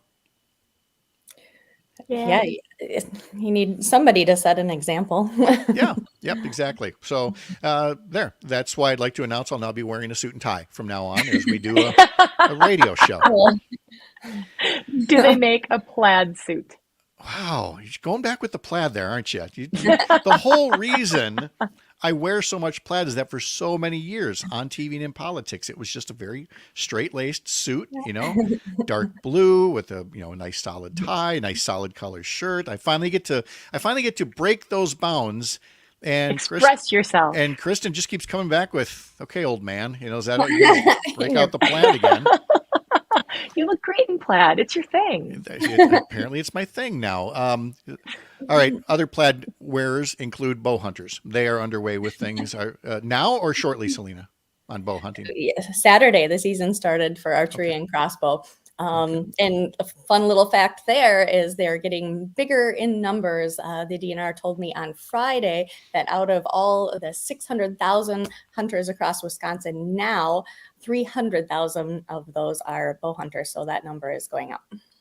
I am really impressed at the way bow hunting has caught on. And again, I say this from not being a hunter myself, but that, it strikes me as so much more difficult, but clearly so many more people see that's the challenge, that they want, they want to hit the mark, in that way. And I think that's really cool. It's definitely not, if I were hunting, I'm sure I would much more be with a rifle than with a bow, but I think that's pretty cool. I think there are programs too. I can tell you that in De Pere, the middle school and the high school have huge archery programs that are fun and exciting. So kids are getting involved at a young age. And of course, we know that when you get involved with a hobby at a young age, you're more likely to stick with it. So kudos to the adults who step up and create these programs for kids to express themselves like this. There are various hunting seasons that are out there, and there includes something special for, and I'm not kidding, for muskets, basically, for muzzle loading. And I remember seeing that once, and I'm thinking, that's probably the way that I'd go, because it's so old school. It's just so, it's like, there's the challenge of you've got to load the round and you've got to tamp I've done it that. down. You've I've done shot that. a muzzle loader, yes, in the muzzle loader season. So I hunt deer with rifle. I've always wanted to do archery, but I haven't yet. But I have shot a muzzle loader and done the whole. Yeah, it's pretty cool. I mean, it's a long process. You can't be like, oh. Right. Yeah, you get the shot, Kristen. I have a question. I heard you say muzzle loading season. There is a muzzle loading That's what season? I was saying. Yes, there's a muzzle loading season. Yes. Yeah, I think it's right after the regular gun deer season. I had no idea. Yeah, that's very interesting. Seasons. Yeah, like I said, I think that to me it would be a very cool challenge. But however folks are doing it, we wish them lots of luck, lots of success, and a very safe hunt as well. It is Oktoberfest season. I was at the Oktoberfest in Chippewa Falls It was a lot of fun. We got to see some really good bands. Folks that, well, if you don't follow polka bands, I mean, Molly B or Barefoot Becky, it's all going to be lost on you. But that was a really nice thing. But Oktoberfests also come with something called the Beer Stein Holding Contest. You're not going to say the word? What? Oh, you put the word in there. Maskrugdestemmen. Maskrugdestemmen. Okay. It's a beer stein holder, which I'm sure if you're not familiar with it, you're like, oh, wait a minute, how tough can that be? But Selena is now holding up something that is as big as a gallon jug of milk, just thinner, but it's got a little heft to it, shall we say? And people just hold it straight out, and it's. Have you been to one that as soon as you cock your elbow, you're out? It's not just dropping it. It's like you have to keep that arm stiff, right? Yes. And actually, so before, when I worked for the city of Eau Claire, I started Maskrugdestemmen at our International Fall Festival and had the host of Oktoberfest come and MC it. And then they took it and brought it to Oktoberfest. So yes, this is a Maskrug, and then Stemmen is lift. So Maskrugdestemmen, and this is filled with beer or water if you don't want to spill your beer, and you just have to hold it with your arms straight out and not drop it. And the record for the world record is 14 minutes and 2 seconds, but it gets heavy. You wouldn't think. It does. Like people are like, oh, this is easy. Like, no, it's not. You'd think. That's what you think. And then when you're watching us, which in some ways is kind of like watching paint dry in the beginning, but then you watch people are really starting to struggle with this. Sweating. But it occurs to me that there is a certain class of people who would be especially good at this, and I'm surprised more don't enter, TV reporters, who have to hold that microphone for the longest time in locker room scrums and other press conferences. Even as I was interviewing Becca Cook right before, as she was up in Chippewa Falls over the weekend, and we're going on, and I'm just realizing, like, I should be in one of these mug holding contests. Now, it's a little heavier than a microphone, but we've got the training, at least. Good idea. So you didn't enter the contest over the weekend? Oh, with these little spindles? No, that'd snap right off. Jeez. It completely redefines hold my beer. Very good. See, now we miss Aaron and his rim shot, but there is a new COVID vaccine. It's getting to be that time of year to either get your booster there, your flu shot as well. What's the story on that, Selena? Yeah, they came out with it last week, so it's available in pharmacies, hospitals now. And so it covers the original virus plus the new variants. So you want to do that. Anybody is 6 months and up can get that 6 months shot. and up. Okay, so talk to your family physician about that. Kristen, Hometown Health, Thursday morning at 7:30. Yeah, we're going to talk with Ace Champion celebrity chef about food and wellness. Oh, more food. You've been so hungry there. It's 5:30 in the morning there, and somebody's coveting a cheeseburger. Might be a while. And then you can catch Kristen as well with public service announcement on As Goes Wisconsin every Thursday at 11:05 across the Civic Media Radio Network. Kristen, thank you. Safe travels. Thank you. Always a joy. Yep. Selena, thanks so much for the update. See her stuff on UpNorthNewsWI.com. Back with Scot Ross after this.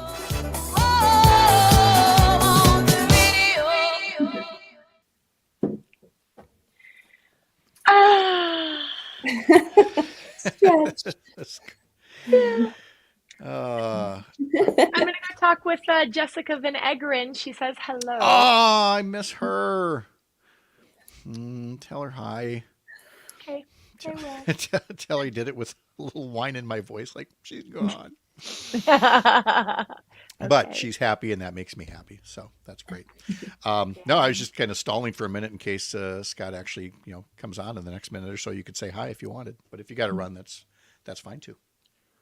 I can wait. Oh my God, I'm totally cutting you off right now. Tick.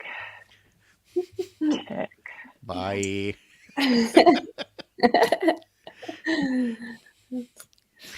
All right. Selena, I'm going to be changing up my schedule here. I mentioned I was going to be pestering you at 8:45 most days. And I'm going to move that to after 9. So if you're working on things that you want to let me know about, just send me a note. But otherwise, I'm going to take from 8 to 9 and do more. Okay. Wait a minute. What do we got here? Here's one from Charles. Water weighs 8 pounds per gallon. What Selena's holding looks like a stein, which would be 1 or 2 quarts. Holding that at arm's length gets very heavy in a short time, especially if a person is not used to doing certain types of arm exercises. All very true. Although you're a mom, so you've held babies and toddlers and kids, and you know your stuff. So, all right. I will reach out to you a little bit later and see when you want to get together this week. Okay, sounds good. Do video editing. All right. See ya. Okay, see ya.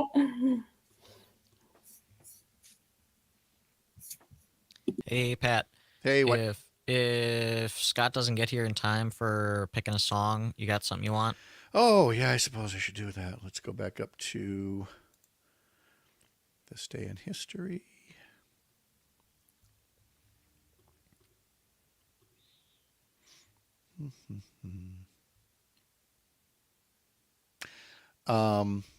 Michael Frank's Your Secret's Safe with Me. Sounds good. Okay. And if he comes in time, then I'll try and pull something else up.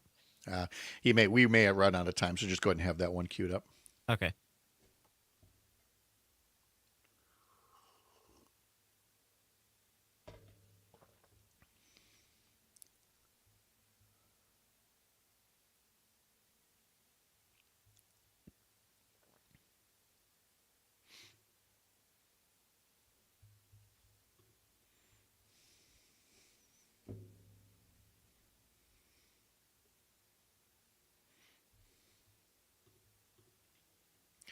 There he is. How you doing?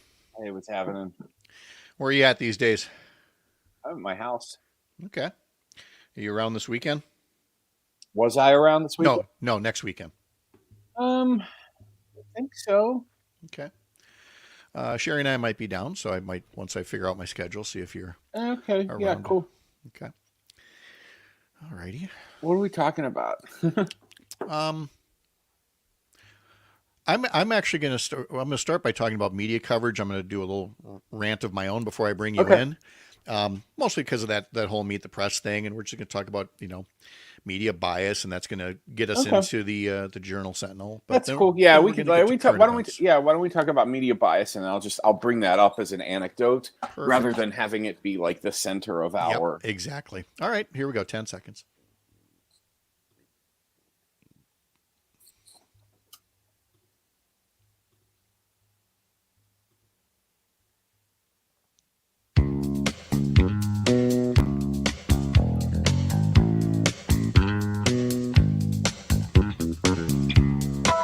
Michael Franks, who's 79 years old today, and Your Secret's Safe with Me. Comment earlier on Selena holding up the great big stein. Charles writes on Facebook, water weighs 8 pounds a gallon. Selena looks to be holding a stein, which looks to be 1 or 2 quarts. Holding that at arm's length gets very heavy in a short time, especially if a person is not used to doing certain types of arm exercises, though I would counter that Selena, being a mom, has held her used that arm on carrying infants, toddlers, and now small children as well. So I'm betting Selena would do a pretty good job if she were here with us now.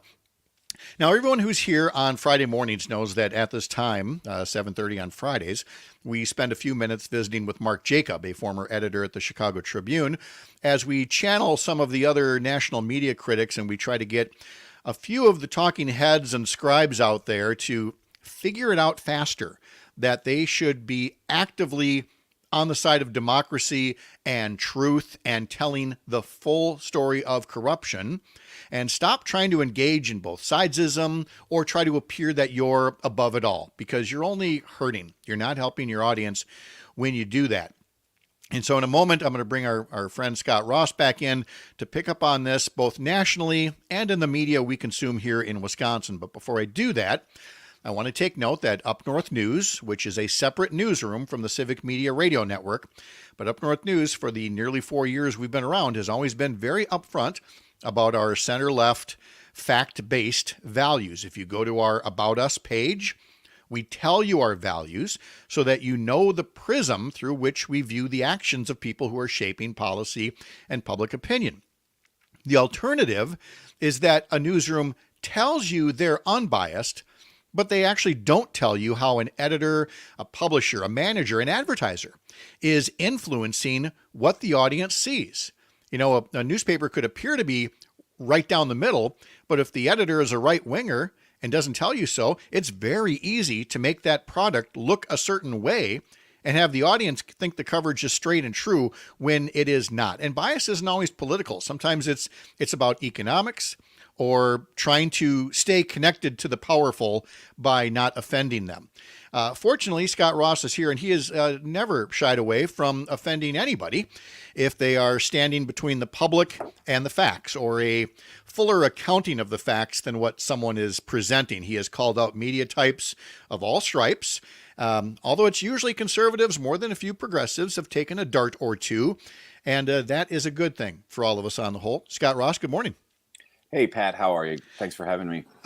My pleasure, because again, when we talk off air, and as that happens quite frequently, about somebody is or isn't doing something related to the way that they're telling the news, quite frequently in Wisconsin. But I have to start from a national standpoint, simply because the way that Meet the Press kicked off the Kristen Welker era of hosting, and for as many times as these conversations are out there in the national media about doing a better job of holding somebody like Donald Trump accountable, it was just business as usual, where he just steamrolls over her, and you can't possibly fact check that enough. And I guess the reason I bring it up isn't to repeat myself, but to try to get people not to normalize this. That should not be the normal way that politicians are treated by the press corps, right? Yeah, absolutely. I mean, I think you hit it right on the head with the criticism that's happening as a result of, an election denying fascist being platformed, and it's just impossible at some points that you can fact check someone in real time who is just simply absent the ability to speak the truth in any way, shape, or form. And I think that's what viewers saw yesterday of the new Meet the Press. And this has been a long time. I mean, the Sunday talk shows, and I used to refer to myself when I used to be on the shows as a Sabbath gas bag, which I stole. But it's, it is. I mean, the fact is that a lot of these shows will have a panel. This is the typical media, pro-Republican media bias that happens on Sunday shows is they will have the host. The host will do a roundtable. The roundtable will be like, a conservative editorial journalist, a regular balls and strikes journalist, and a Republican activist. Democratic activists don't even get they're sitting on all these panels that are looking to be all sides to all people, and because they're buying into that talking point that that you're a mainstream journalist is always going to be liberal, when, as we've seen from, the way the New York Times, Dan Balls, Philip Bump, others cover things, that's so not true. Oh, no. I mean, the fact is there's two reasons why Republicans, why the perception is that the media is biased. One is there's a survey that started 25 or 30 years ago, where journalists were asked their opinion on some social issues. And guess what? Much like the rest of the population, journalists are more pro-choice and are more pro LGBT rights than conservatives are. And so they're like most people. Most people have those values. And so the surveys are done, and the Republicans claim that journalists are biased, biased when it comes to these things. And the problem is that the second part is that the Republicans work the refs. They work the refs incredibly. They constantly are whining. They are constantly complaining. They are constantly, and they are just incessant in this. And that's part of I think we saw this we're seeing this in real time, a little bit differently. We're seeing this with the Janet Protasewicz impeachment, that they have from day one, they're once election day stops, that's when their work starts. And I think on our side, my side, you're a Democratic state senator. I think on our side, sometimes we get lazy after election day, and we think everything's won after the voters speak.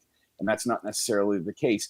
You have to continue to be relentless. That is what Republicans have done great with the press. I mean, media bias. I mean, again, it's that thing where, we're back basically with, 7 or 8 corporations own 90% of the media on planet, or, at least in the United States. And if you think that the largest corporations on planet Earth are promoting liberal economic policy, you're just fooling yourself. Right. From a Wisconsin standpoint, now there's 2 different things to be mindful of. One, I constantly harp on as somebody who came from local TV news, and it's I do have tremendous respect for anybody who goes into journalism with every intent of being a good journalist. But when you have small TV markets with inexperienced reporters, oftentimes you end up with stenography rather than fact checking. And another point that you like to make is that sometimes, whether it's news, opinion, or analysis, that we don't always know, again, the full details of the person who's doing the writing or the reporting or the analysis, that media outlets could do a better job, again, of just being upfront with their audience and saying, look, here's where this person is coming from. Yeah, no, I agree. And I would tell you where my perspective on that comes is, I used to be a reporter, and coming out of college, I went to work for a right-wing newspaper, the Pittsburgh Tribune-Review, which is was the empire, the media empire of this guy, Richard Mellon Scaife, whose, parents had money, and so he had money. And I worked for the editorial page there, and I was the assistant editorial page editor. And one of the things I was supposed to do is I had to read all the columns and put whatever columns in, and we had some columnists that they always wanted to make sure they were in, and blah, blah, blah, and all that sort of thing. And what I noticed at the time is, like, I was like 23, 24 years old, was all the different columnists that were coming out of, as I did research, that were coming out of, like, and this is, sort of pre-internet, that were coming out of think tanks that were being promoted because, they'd have, like, they were in 75 newspapers because they worked out of some think tank, and they were people who were my age, usually men, usually white men. And that's what I noticed, was that, like, this bias, in terms of the effort to defeat Democrats in the public policy forum, that young voices were coming out of these right-wing think tanks, places that are financed by things like Milwaukee's Bradley Foundation, where you're seeing, not journalists, but ideologues having prominent place on the editorial pages of America's newspapers. And the Journal Sentinel here in Wisconsin is proof positive of that. I mean, I have been here 27 years. They've never had a paid Democrat, a Democrat who worked for a Democratic campaign or Democratic member of, elected member. But you see Republicans having that sort of prominence. And that was one of the things that set me off, on this and got our conversation going, Pat, was that I saw, the Journal Sentinel and their, the 11 newspapers of the Gannett network in Wisconsin, the second biggest Gannett network in the country, ran a column, from some guy they're promoting now, who's a guy who worked for Scott Walker, and top aide for Scott Walker, top aide for Ron Johnson's not mentioned anywhere in the column, in this, in the attribution. And I thought that was a little disingenuous, given, we're talking about the most divisive two most divisive politicians that we've had in the state of Wisconsin in the last generation. And the idea that this is being promoted, again, when we have a pattern of this happening, I was concerned, and I think, again, it's that thing that we have to watch, which is, where are we getting our news from, and what are, who are the good actors and who are the bad actors? And, again, we just saw the other day, the Journal Sentinel had the guy who's in charge of that editorial page had a both sides column about the redistricting, complaining about the fact, that Robin Vos did what he did. And his columnist was correct. What Robin Vos did was sleazy, undemocratic, unconstitutional. But then this guy goes in and starts going after both sides, and going after the Democrats, accusing them of, in the future, possibly doing something the Republicans have done, and then the past Democrats have never done. And it's that kind of thing. And that was my biggest concern from last week, is that, again, local media, people who don't have the experience or don't work in politics as much, we're going to take Republicans at face value and say Republicans are reforming the maps. They've changed their ways, without emphasizing that, where this falls short, where this actually is downright Machiavellian, where, this is all done to protect gerrymandered maps. And look, nobody in these small newsrooms wants to get out and say, that the Republicans are just out to protect gerrymandered maps. But you certainly can let your viewers know that, every independent view of the current maps calls them the most gerrymandered maps ever. And that might be why Republicans don't want these maps going to the new state Supreme Court. And that's missing from the coverage. Well, I think, it's that there's a great, I don't want to meme, I guess, but it says as a reporter, your job isn't, one side says it's raining and one side says it's not raining. Your job isn't to say what both sides are saying. Your job is to put your head out the window and see if it's raining or not. It's pretty simple. Now, I understand, again, I'm sympathetic and I've worked with reporters for a long time in the work that I do and have done. And, I have a great love for journalism. Maybe it's that thing of when your first love breaks your heart, it's the hardest break of all. And, that was, again, my thing with reporting when I left.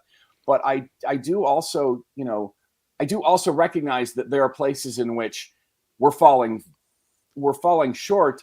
A lot of it has to do with the conglomeration of our media, that so few voices own so much of our media. But it's also that they don't have the experience. You brought up the point that Robin Vos, the Assembly Speaker, and Republicans never demanded that Justice Annette Ziegler recuse before ruling twice to overturn the 2020 election results, and there was very little when her lawyer, I mean, literally her lawyer from when Annette Ziegler was up for deciding cases that her husband was on from 15 years ago. It's just madness. I mean, he was her lawyer then, and then Troupis, this guy named Jim Troupis, was also then the lawyer for two of the cases where they tried to overturn the election. And as you say, I'm sorry, Pat, to cut you off, but it's just so outrageous that this was allowed to happen without anyone talking about it. Yes, and look, I get as well as anybody that there's only so much time in a 30-minute newscast or so much ink in the barrel. But we're in a multimedia era where there isn't an excuse for some place getting that full story out there or being as complete as you can in that 45 or 60 seconds that you're talking about it on TV. And so I appreciate you coming on occasionally and reminding us to remind other people to be better. Doesn't mean you're bad. It just means be better, be more thorough at these things. Scot Ross, thank you so much. Have a great week. We'll talk again real soon. See you, Pat. All right. When we come back, Civic Media News Director Terry Bell will be here with 3 things you should know to get this week started. Then we'll wrap up our conversation for this Monday morning on Up North News Radio. We'll be back.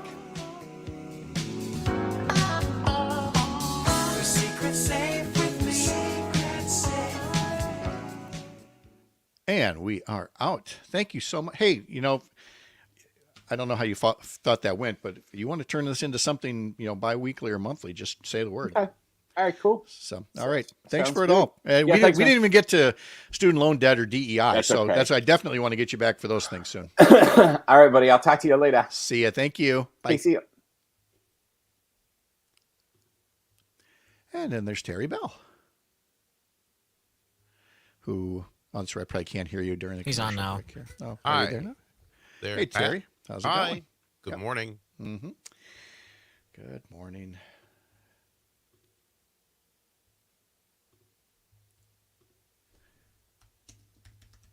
Okay. I always refer to this as 3 things to know, but I think sometimes I've heard the news say 3 things we think you should know, or you should know. I think So it's 3 things to know, or 3 things you should need to know. Things you need to know. Okay. Yeah. So, 3 things you need to know. Okay. Yeah. Thank you. All right. There's that.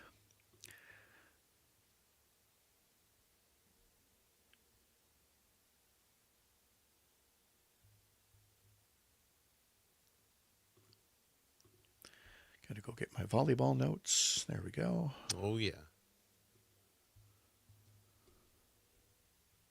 How many kills did Anna Smrek have? I don't have that here. Okay.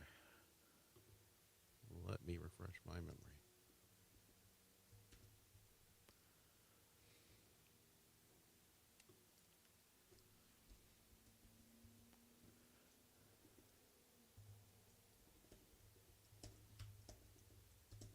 16. 10 seconds. We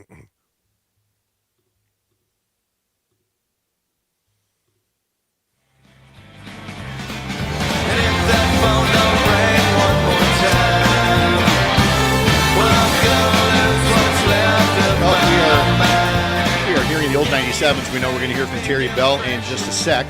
But first, I wanted to pass along, let's see, I think I had a comment or two up here from Barbara saying, appreciate you debating the bias and reporting political news. I couldn't catch Meet the Press yesterday, Barbara writes, hoping it would be a fresh start and would be fact-checking Trump as he over-talked and lied. I only caught snippets of the program, but the part that made me ballistic is how he described the Democrats and their view on abortion. He should have been shut down on that immediately as untrue. The Democrats are pulling babies out of the wombs of mothers, and he could not give that a straight answer. So I appreciate that comment from Barbara. Another one from Charles on here, all made on our Facebook page, whether it's at the Up North News Facebook page, Civic Media, or a couple of others. We appreciate every comment.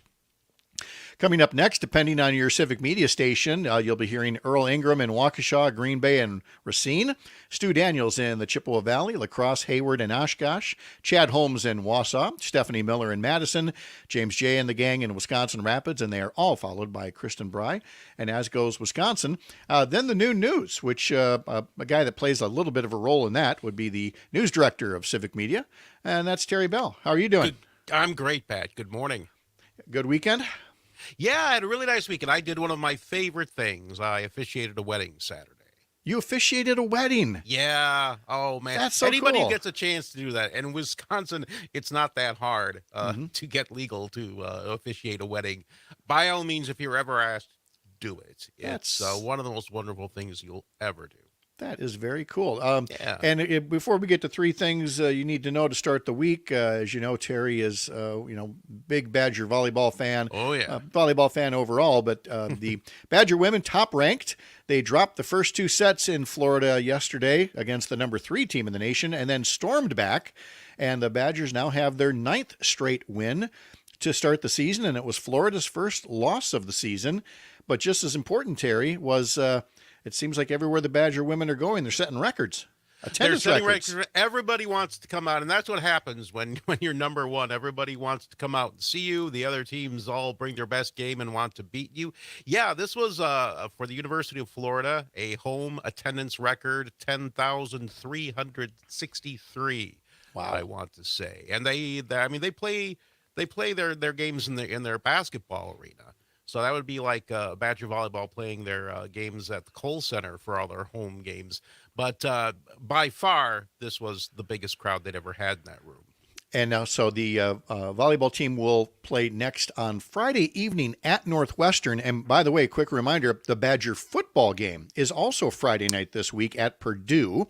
And then the volleyball team, their next home match is next Sunday afternoon against Indiana. I'm quite certain there will be quite a crowd there. Oh yeah. The excitement is building, and it's just a lot of fun. If you haven't given it a try, and yesterday was a great opportunity. It was on ESPN, national television. No excuse not to see it. I highly recommend it. Yeah. All right. Let's go to three things to know to start the week. We talked to Kristen Lyerly earlier and her new column out about the resumption of abortion care services by Planned Parenthood in a couple of locations. Needless to say, Terry, that is one of the major headlines to start the week in Wisconsin. Oh, definitely in Wisconsin for sure. So after a pause on abortion procedures in Wisconsin since the Dobbs decision last year, and I know I'm probably repeating a lot of what's been covered on the show already today. Those services resume today. There hasn't been any change in the law. This is just Planned Parenthood's interpretation of a judge's ruling from a few weeks ago that the 1849 law is not, in fact, a ban on abortion, but is rather a ban on feticide. So those clinics in Madison and Milwaukee will proceed. Sheboygan, not so much for now. That could either be due to staffing or the fact that there is a district attorney in that part of the world who may be more inclined to prosecute. But for now, it's Madison and Milwaukee. I think that that may be spot on because it is that DA is one who's named in the current legal challenge, and there's just no telling what kind of mischief could be done to again just play politics with a very serious issue. Another serious issue is the drought. It's been a very real thing in many parts of Wisconsin, but not just in Wisconsin, other parts of the country. And so once again, I mean, we've had some years where the Mississippi is overflowing its banks, but we've had a couple of years here lately where dry conditions have brought the river to the point where it's getting tougher for Wisconsin to get its goods to other markets.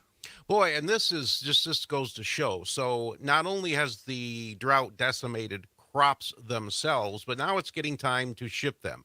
60%, I want to say, of U.S. grain exports go down the Mississippi River before they go out around the world. So it's really important, and you can put so much. I think 15 barges can carry the same as 1,000 trucks. So it's a very important means of transportation. However, in the lower Mississippi, which is wider, the river's so low they can't get barges through. So there are a few things happening too. Crops are backing up a little. There are. Two, they have to put less in the barges so the barges don't go down as deep. Three, there's dredging going on so that there can be a passable channel south of St. Louis. And all this is not only driving up the cost of shipping that eventually gets passed on to the farmer, but they have less to ship out. So it's a double whammy. It sure is. And then we basically have breaking news on Americans who've been detained in Iran are finally on their way home. It sure appears that way.